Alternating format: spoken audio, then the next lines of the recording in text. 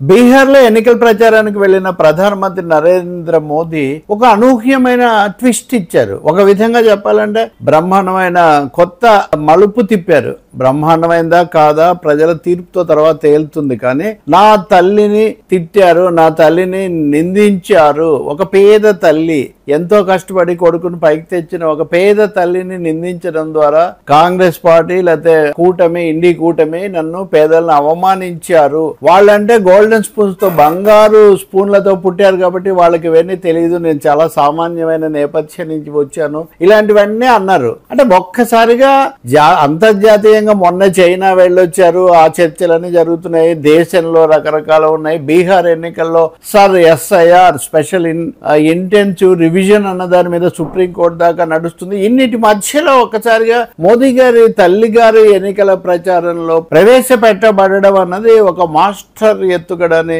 Tactics అని ఆయన భావిస్తూ ఉండొచ్చు. కానీ దేశ రాజకీయాల్లో, అందులో దేశాధినేతగా ఉన్న వ్యక్తి, ఒక రాష్ట్రంలో ఒక వ్యక్తి ఎవరో, అతని పేరు మహమ్మద్ రిజ్వా రాజా అంటారంట. అతన్ని దర్భంగాలో కాంగ్రెస్ పార్టీ రాహుల్ గాంధీ యొక్క యాత్ర, ఓట్ చోర్ యాత్ర ముగింపు కోసం ఏదో సభ జరిపినప్పుడు అక్కడ అతను ఒక పోస్టర్ పట్టుకొని ఉన్నాడు. అతను మాట్లాడాడు. అతను ఎవరు, మామూలు కార్యకర్తనా ఇంకోట అనే దానికి అసలు ప్రధానమంత్రి స్థాయి వ్యక్తి ఎవరో ఒక ర్యాలీలో పట్టుకున్న, ఒక పోస్టర్ పట్టుకున్న వ్యక్తిని ఉద్దేశించి దేశ ఎన్నికల ప్రచారాన్ని అటువైపు మరల్చడం అంటే చాలా ఆశ్చర్యం కలిగిస్తుంది. కానీ ఇది ఏమాత్రం ఇందులో ఆశ్చర్యం లేదు. ఇది ఒక విధమైన డైవర్షన్ ఎత్తుగడలు ఇప్పుడు దేశంలోనూ నడుస్తూనే ఉన్నాయి అవి. సో అతన్ని అరెస్ట్ చేశారు, 14 రోజులు రిమాండ్కు పంపించారు.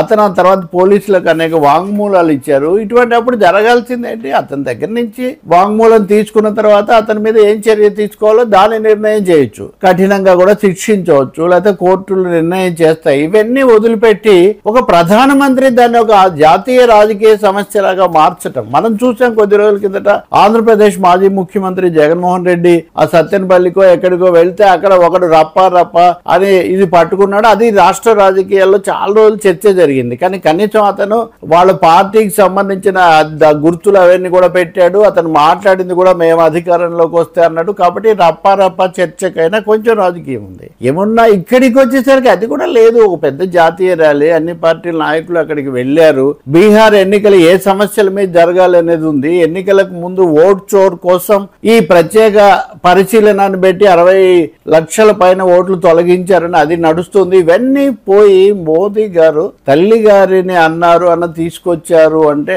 ఖచ్చితంగా ఇది వ్యూహాత్మకమైందే. ఆయన తల్లి గారినే కాదు, ఏ తల్లిని, ఏ మహిళను ఎవరు ఎక్కడ అన్నా కానీ ఎవరు హర్షించారు, అందరూ ఖండిస్తారు. గతంలో అలా మాట్లాడిన వాళ్లకు గుణపాఠాలు చెప్పారు, ఎన్నికల్లో ఓడించారు.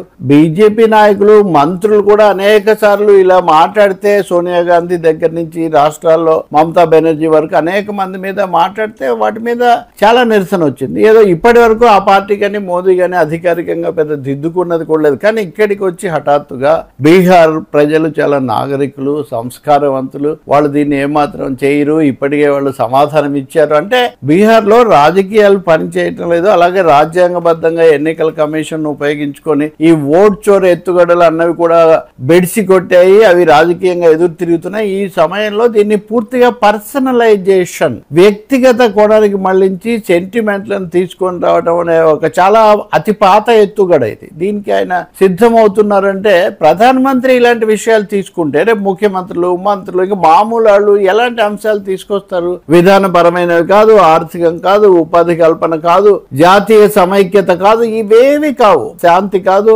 మోదీకి, బీజేపీకి బీహార్ చాలా కీలకం. ఇప్పటికే వాళ్ళు మెజారిటీ కోల్పోయారు. రాబోయే ఎన్నికల్లో అసెంబ్లీ ఎన్నికల రౌండ్ వరుసగా వస్తుంది. ఆ తర్వాత కేరళ వస్తుంది, ఆ తర్వాత తమిళనాడు వస్తుంది, ఆ తర్వాత పశ్చిమ బెంగాల్ వస్తుంది. ఇలాంటివన్నీ ఎదురుగాలి వీచేటటువంటి ఎక్కువ రాష్ట్రాలు. కాబట్టి బీహార్లోనే తమ భవిష్యత్ వ్యూహానికి ఆయన పునాది వేసుకుంటున్నారనేది మనకు చాలా స్పష్టంగా అర్థమవుతుంది. కానీ దీంతోనే మొత్తం మారిపోతుందని ఎవరు చెప్పలేరు. కానీ ఖచ్చితంగా ఒక భయం అయితే ప్రవేశించింది ఎన్డీఏ కూటమిలో, మరి ముఖ్యంగా మోదీలో అనేది మనకు చాలా స్పష్టం. కష్టం అవుతుంది. ఒకటైతే మనం తప్పకుండా చెప్తాము, ఎవరైనా చెప్తారు, సగటు భారతీయుడు కూడా మహిళలను లేదా కుటుంబాలను తీసుకొని వచ్చి మాట్లాడడం లేదా అటువంటి ఎలిమెంట్స్ ను, అటువంటి శక్తులను రాజకీయ పార్టీలు రంగంలోకి తేవటం కూడా సరైనది కాదు. కానీ దాన్ని ఉపయోగించుకొని అదొక మీడియాలో, సోషల్ మీడియాలో ఒక అంశంగా మార్చేసి దాని మీద వివాదం పెంచి ఇంక ఇది ఇక్కడితో ఆగదు. ఉదాహరణకు మోదీ